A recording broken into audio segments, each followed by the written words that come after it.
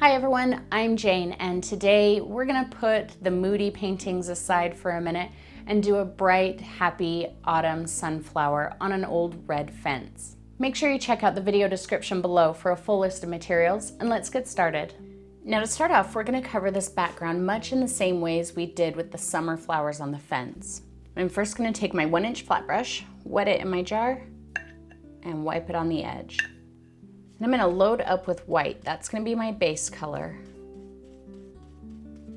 And I'm gonna pick up some burnt umber and just a little bit of black, just a little corner. Now, as I apply this paint, I'm gonna only go straight up and down, and I'm not gonna try and blend these colors in together.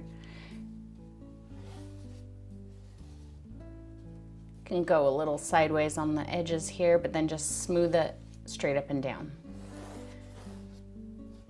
Let streaks happen in your color because that's going to help you get that weathered effect once we put the crimson over top of it. And when I do the Alizarin Crimson next, I'm just going to apply it right on top of this paint. I'm not going to use glazing medium or anything because the Alizarin Crimson is already quite transparent, so it will show all of these streaks and highlights and lowlights through it. And each time you go back for more paint, pick up a little bit of a different mixture. More white, less brown, more black, whatever. Just get some variation going on in there.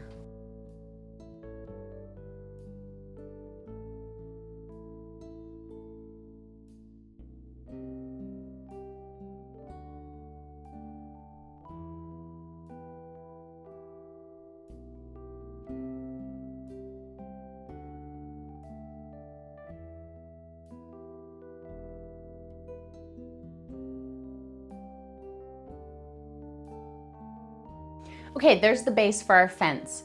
Now I'm gonna get my blow dryer and make sure this is completely dry so that when I add the crimson over top, I don't drag any of these colors in and change the color of the red. All right, so our background is dry and now I have some Alizarin Crimson, and you really can use any red you want here. All of the reds tend to be pretty transparent, but I chose the Alizarin Crimson because I like the more muted neutral color of it as opposed to cadmium red. I'm using my 1-inch flat brush that is all cleaned off. And again, my brush strokes are just gonna go straight up and down. And the reason for that is I may get spots in the crimson that are thicker or thinner, and if they go this way, it might ruin the illusion of boards. And I kind of want this to look like an old barn, an old red barn. But see how those colors show through the crimson. I know once in a while you guys express frustration to me that some of your colors are transparent, but once you know which colors are transparent, you can actually use that transparency to your advantage, like we're doing here. Now, if I were to use glazing medium with this, it would be way too see-through, and I'd end up with kind of a pink barn. And I don't want a pink barn, I want a red barn.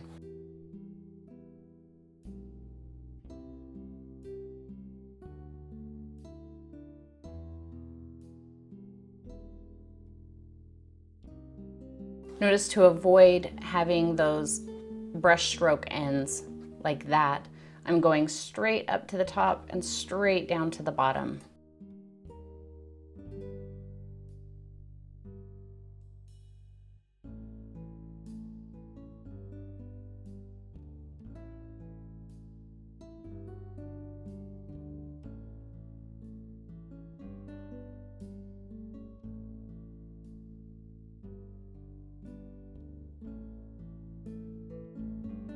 And there's a very simple way to do the side of an old red barn. Now again, I'm gonna dry this. Even though the next part we're gonna do is just making black lines, some of this paint is thicker in areas, and trying to draw a line with the black may prove to be difficult through those areas because you'll end up just kind of carving through the paint and not really depositing much of the black. So I'm gonna let this dry and then we'll be back to paint our boards. All right, now we're gonna draw our lines to indicate wood boards. Now on the summer flowers video, we did wood boards that were about 3 or 4 inches across. Here, I'm gonna do boards that are a little bit more narrow, and the reason for that is because a sunflower is much larger. So if I did 3 or 4 inch boards and then did my sunflower about that big, it's gonna look like kind of a small sunflower in relation to the size of the boards. But if the boards are much more narrow, then it's gonna give the appearance that the sunflower is much bigger. So I'm using my 5/8 inch angle brush, but it doesn't really matter. You can use a 1/2 inch, you can use a round brush, whatever you're comfortable with. But this is the one that I decided to use. So I'm gonna load up with some black paint. And then remember, the tip of the angle brush always drags. So I'm gonna start at the top and come down so the tip of the brush is pointing up. And I'm gonna do my boards roughly 2.5 inches wide. And it doesn't matter if it's perfectly straight, so you don't need to break out a ruler. I mean, you can if you want to, but I'm just gonna freehand it, and any wobbles in the line are gonna help indicate that this fence is a little bit weathered, and maybe there's some gaps in between the boards. So I'm gonna start here and just come straight down. You can push a little harder in some places. Gives it the look that there's a little crack there or something. And I'm gonna do the same thing all the way across.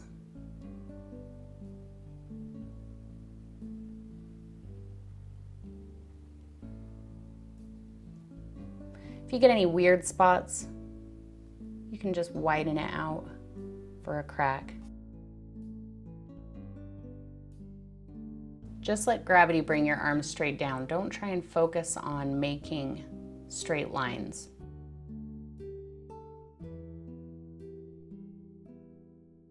And so much of your sunflower and its leaves are gonna cover these lines and break them up.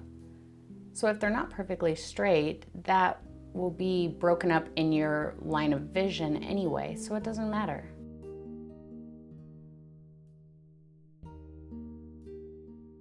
Now let's draw a couple of knots.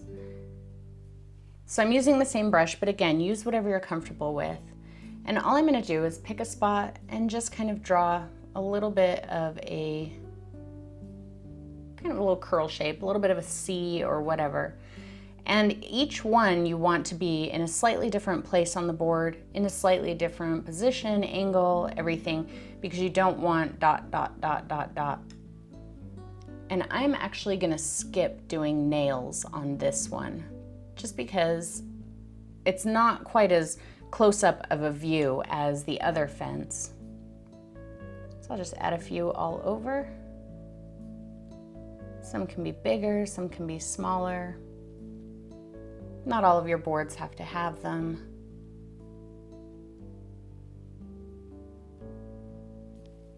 And I think that's all I'm gonna do. Now let's draw some little cracks in our boards. And I'm still using my angle brush. I'm just gonna be using the very, very tip of the brush, just the long bristles right there. So you can put your hand on your canvas if you need to control the pressure. And remember, the important thing with these lines is that they don't cross each other. And that's because these kind of represent the rings of a tree, and those rings wouldn't ever cross each other. But they'll go around the knots and kind of alongside each other a bit.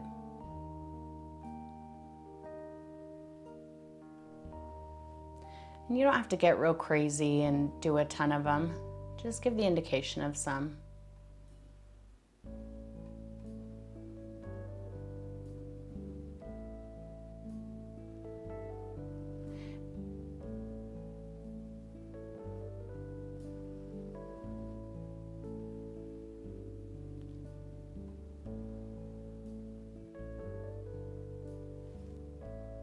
I like when the line kind of breaks a little bit, so you get these spots that are heavier and some that are thinner.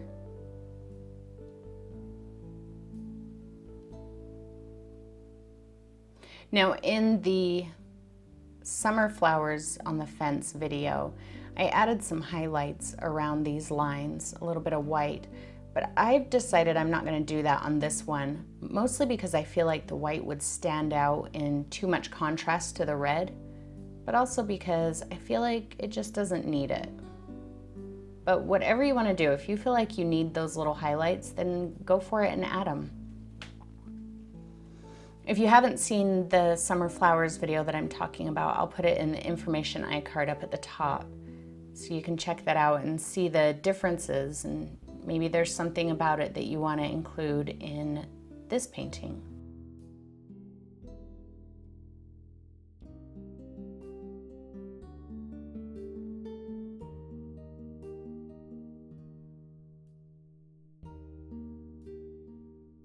Now let's draw the center for our sunflower. And I'm just using this old round brush. It's kind of a junky brush. It has a nice sharp point to it, but it doesn't hold a shape real well. I'm gonna load up with some brown, and I'm just gonna draw a circle. Don't worry about it being a perfectly round circle, because this is a sunflower and they're kind of crazy and wonky and wild. Just like me, so I like that. Just a circle and fill it all in. If it's not covering perfectly, that's okay, because we're gonna add some layers to it. So this is just kind of a placeholder for you. I'm gonna make it just a little bit bigger. Doing my circle is not quite 3 inches around, maybe about 2.5.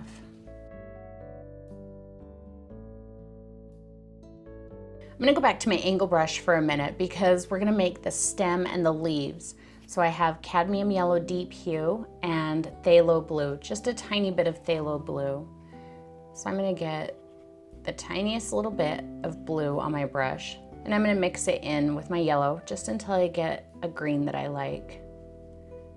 All right, so start from the center of the flower. I'm not painting in the center of it, but I'm just making a mental note of where the center of the flower is. I'm following that line out. Once I get to the edge, then I can put my brush on the canvas and draw my line. Now the reason I want to know where the center is because then I can get a natural shape that looks like the stem is actually attached to the flower. Where if I just took my stem from like right here and came straight down, it wouldn't look like it's actually attached to the center of the flower. And put a little extra pressure on it if you want to widen the line. All right, now we're going to do a leaf. And to do a leaf, I'm going to bring the spine off of the stem.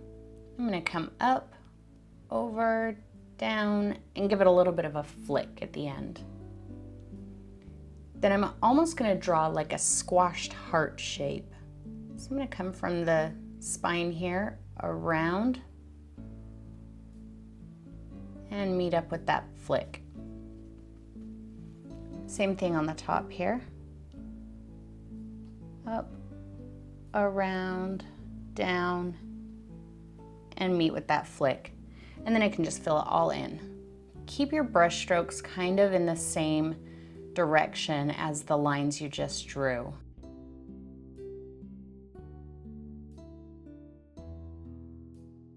And we'll do the same thing over here. So up off the stem, up, over, down with a little flick. Kind of draw a little bit of a squashed heart shape.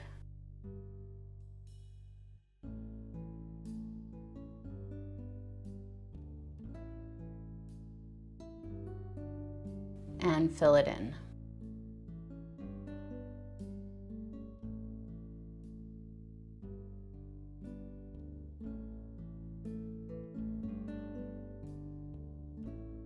Now before we move on to the flower, let's add some highlights in here. Now keep in mind where your spine was and start the highlight right about there. I just picked up yellow, I still have green in my brush. I'm just gonna give an indication of the spine there and kind of slash that highlight in. You can use your brush flat or use the edge of it, whatever you're comfortable with, whatever gives you the result that you're looking for. Pick up a little more blue for the shadow area.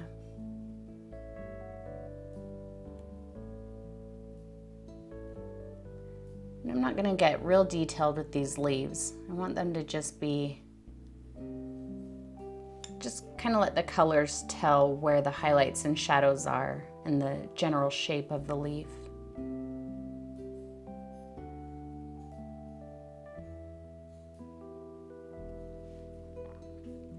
Same thing on the back here. I'll just put a little highlight in the middle.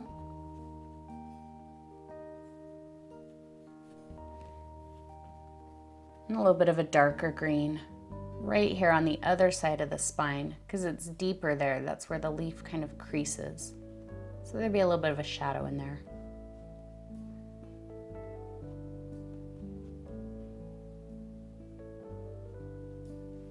And that's really all I'm going to do to the leaves. Get a little more yellow and do this one. And my spine kind of got away from me there. That's all right, I can fix that.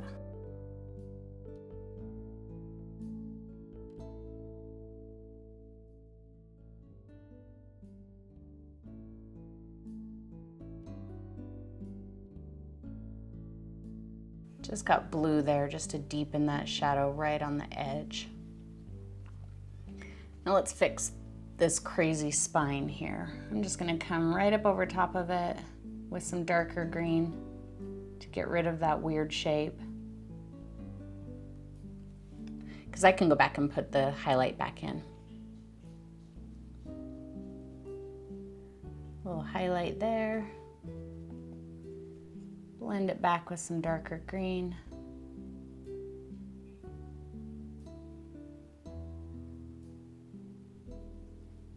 And see, even though this green with the yellow is super transparent, after adding a couple of layers, it's much less transparent.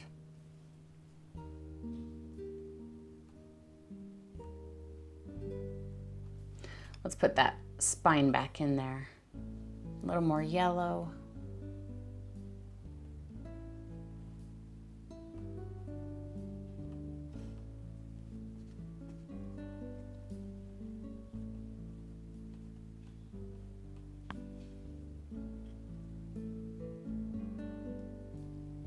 See, I'm really just kind of slashing the color on. Don't try and force it to do something. Just let it happen.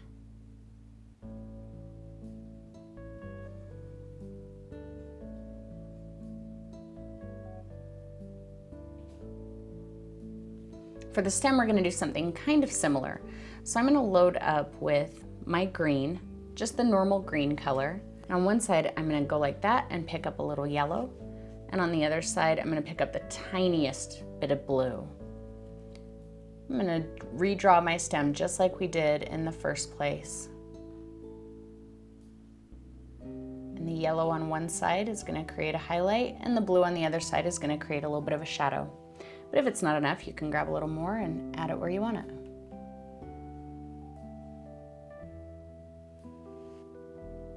Give a little bit to the stems here.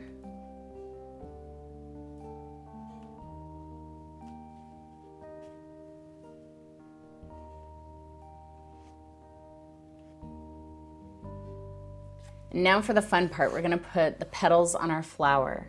So I'm going back to my little round brush, and I'm gonna grab some white, bring it over to my yellow, and mix it in and get a nice bright yellow color. The white is going to help the yellow not be quite so transparent, but I still want it obviously yellow. So that's probably about good. And I'm going to draw some petals. Now, I know I always tell you not to micromanage things, not to try for perfection, but you really don't have to. Like I said, sunflowers are kind of crazy and their petals aren't perfect. So if your petals are a little bit crazy, that's okay. Notice I started right inside of the brown, and I'm going to come up and out, and the other side of the petal up and out. Fill it in. Don't worry about getting this part messy because we're going to cover it with some more layers. And you can let your petals overlap a little bit. They can all be a little bit different shaped. Some can be bigger, some can be smaller, point in different directions, whatever.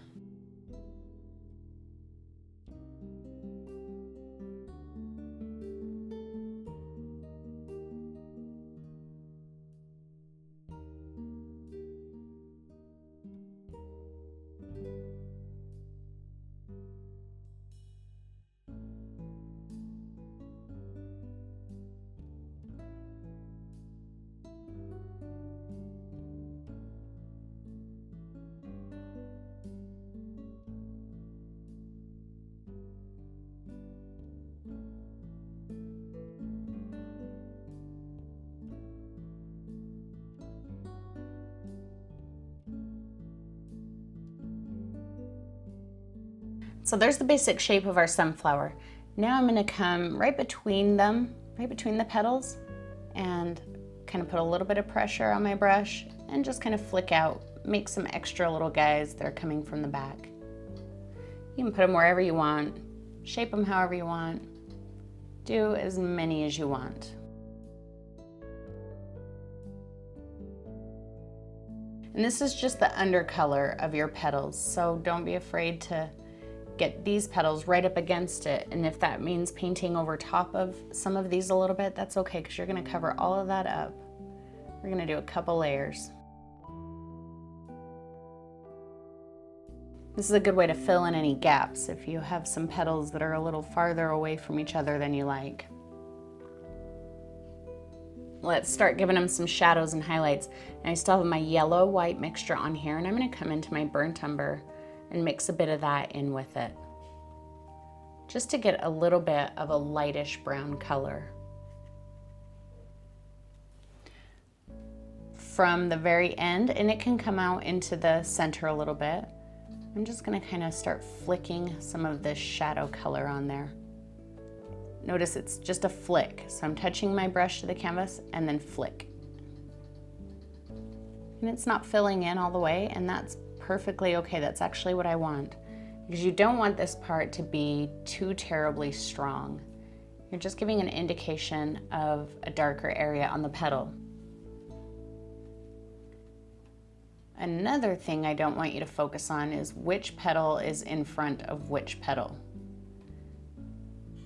So for example, this one kind of overlaps this one, but when I go to put the brown on this one, I'm not gonna try and cut around that. I'm just gonna let it go right over top of it if it wants to.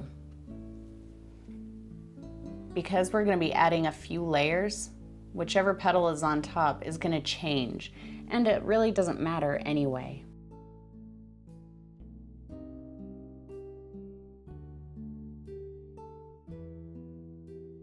See, so it's just a very subtle low light. Now clean off your brush really well, and we're gonna go into some straight cadmium yellow, just cadmium yellow.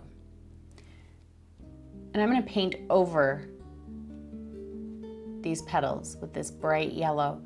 And I am covering the brown a bit, but notice I'm not taking it all the way down, just most of the way down.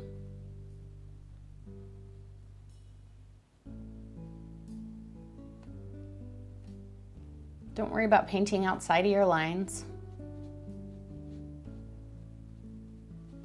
If you come outside of the petal shape a little bit, that's perfectly okay. And this again is where we're taking advantage of the transparent nature of yellow. So you can still see all of those layers underneath it, but that's what I want.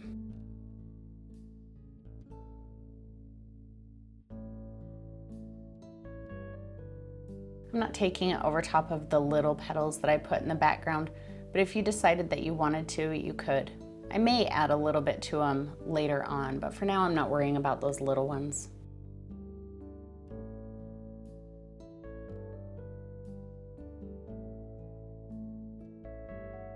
Can you see how loose I'm being with my brush? This is what I want you to do. That way you'll get a nice wild sunflower.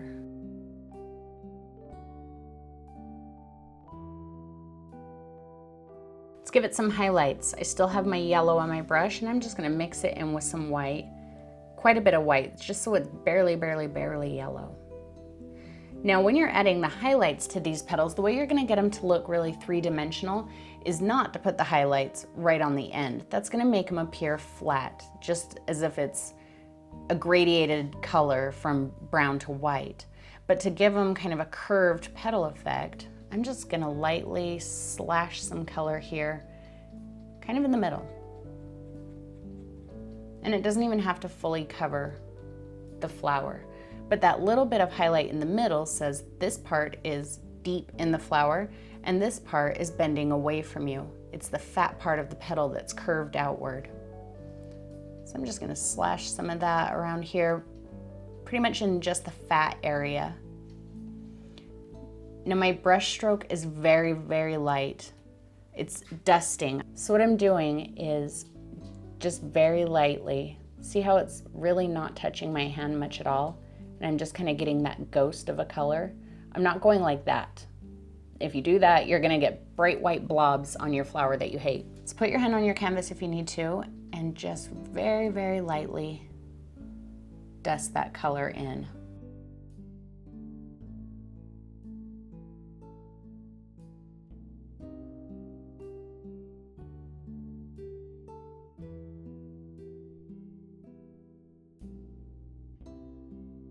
And if your yellow base is still a little bit wet, that's going to help you out in streaking the yellow and the white together. And if not, that's okay.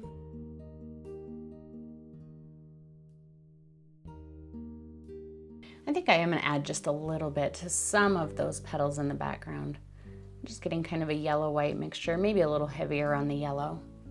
I'm just going to brighten up a few of them.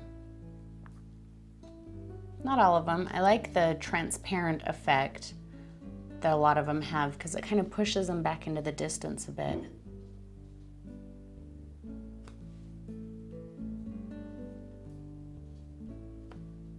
Some of them I'm adding a little bit more white, some of them I'm adding a little bit more yellow.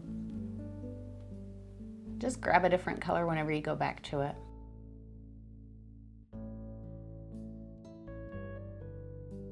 Cleaned off my brush again, and this is where we're really gonna make it look like a sunflower by starting to fill in that center.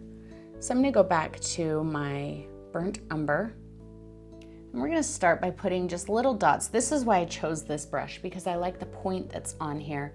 It helps give the effect of seeds, and I can take it over the end of the petals a little bit. See how I'm just kind of dotting it on there and letting it break up that shape at the bottom. You can take it up into the bottom just a little bit if you like. I'm going to do that all the way around. See how that sharp point just kind of draws a little bit of a line right at the bottom of the petal.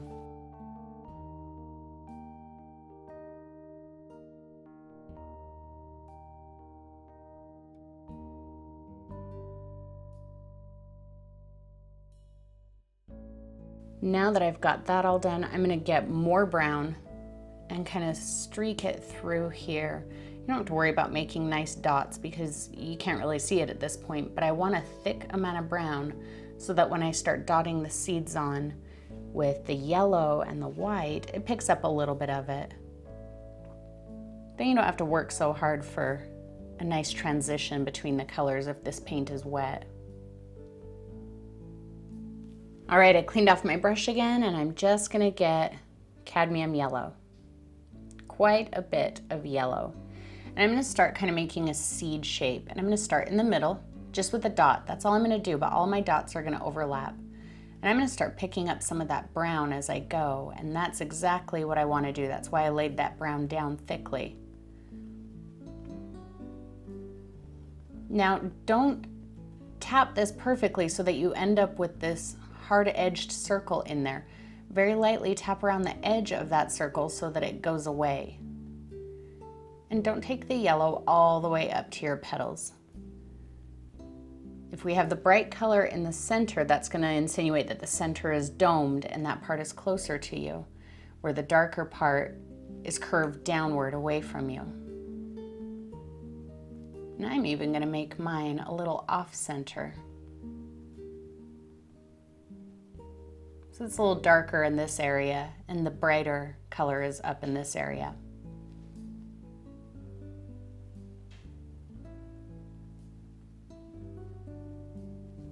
Cleaned off my brush again, and now I'm just gonna get titanium white. Maybe not quite as much. And the dots that I make are gonna be a little bit smaller. And again, I'm gonna start in the middle and work my way out. Now that the paint is quite thick, it might be a little harder to lay it down. But that's okay, because you don't want quite as much white as the other colors. Again, lightly, super light pressure there. Can you see how I'm just barely touching? Just do that just to break up any line that you get.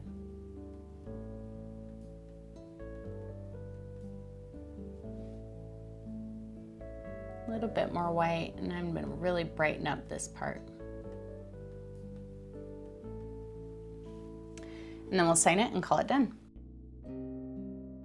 And there's your autumn sunflower on an old red fence or a barn, whatever you prefer. I know I've been throwing a lot of moody paintings at you guys lately, so I hope the bright painting is a nice change for some of you. If you like this video, please make sure that you give it a thumbs up and maybe share it with a friend who you think would like it too. If you haven't yet subscribed, please make sure that you do so that you can paint with me every Tuesday. I've been a little bit behind on getting some vlogs out to you guys, but I will get back on schedule with that very, very soon.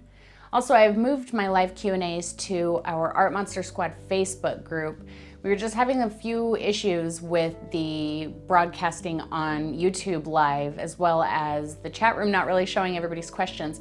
So we've moved it over to Facebook for now. If you'd like to join our Art Monster Squad, check out the video description below for a link to that, and then you can join us for a live Q&A on Sundays. Thank you as always for watching, everyone, and I'll see you next time.